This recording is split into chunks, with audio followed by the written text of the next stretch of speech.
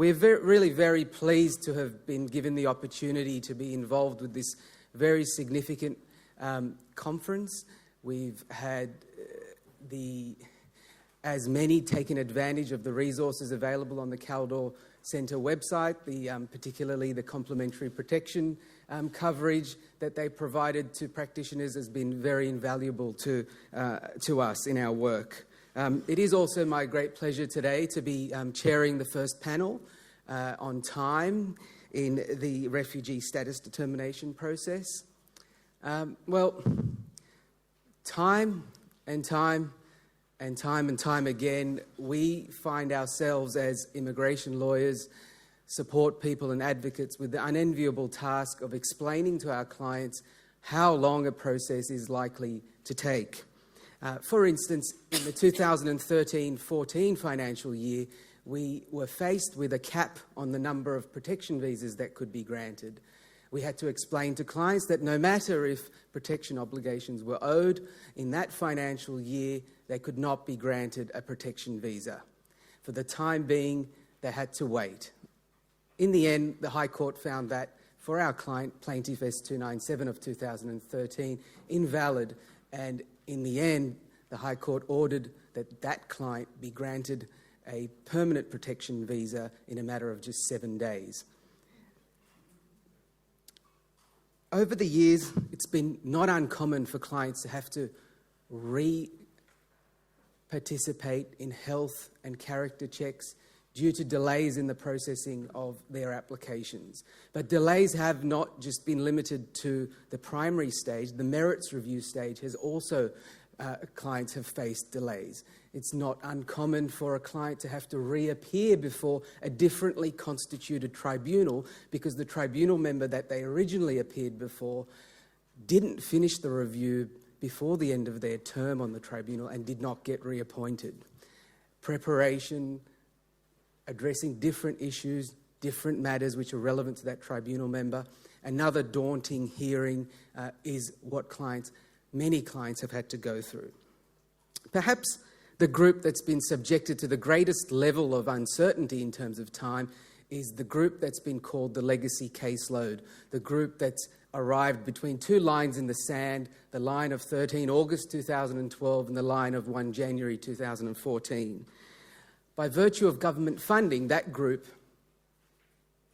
promptly and with great speed prepared permanent protection visa applications on the understanding that the bar on the lodgement of those applications, on the validity of those, would be lifted and they would be considered for the grant of a permanent protection visa.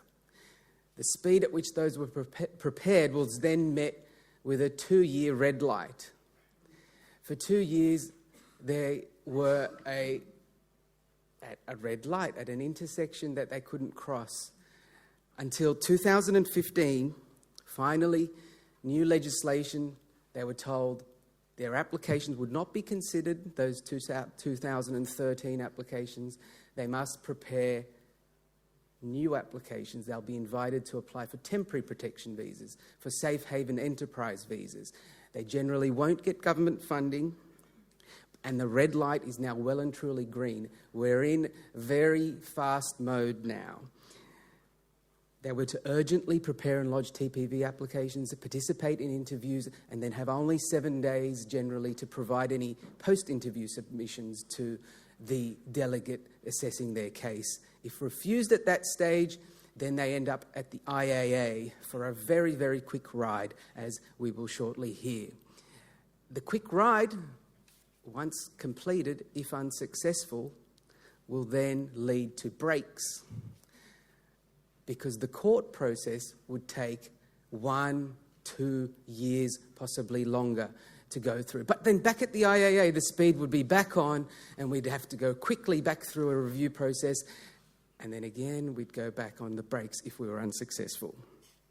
Linda Kirk, who, as we all know, is the Deputy Director Sub-Dean of the Migration Law Program of the ANU College of Law. We're very fortunate to have her to compare and analyse the trip or ride through the IAA as compared to the journey through the AAT. Another aspect of the legacy caseload is that once every 3 to 5 years, the people, if successfully in getting temporary protection visas, will have to be reconsidered for whether protection obligations are owed. Essentially, the protection obligations determination process will not end for them. It will happen once every 3 years or 5 years, unless they meet what are the chef pathway requirements and are eligible for other visas, which will generally not be the case.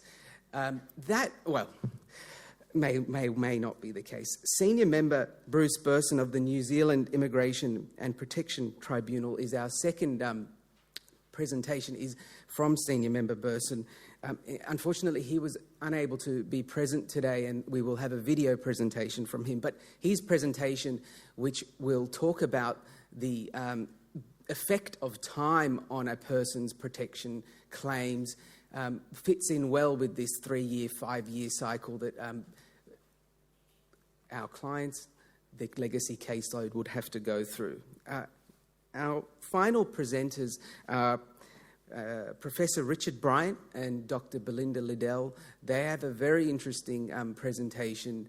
They are from the School of Psychology at the University of New South Wales, and following their world-first brain mapping research on the topic of pathways to refugee trauma recovery, they'll be giving us a presentation which I'm sure that we will all learn very much from.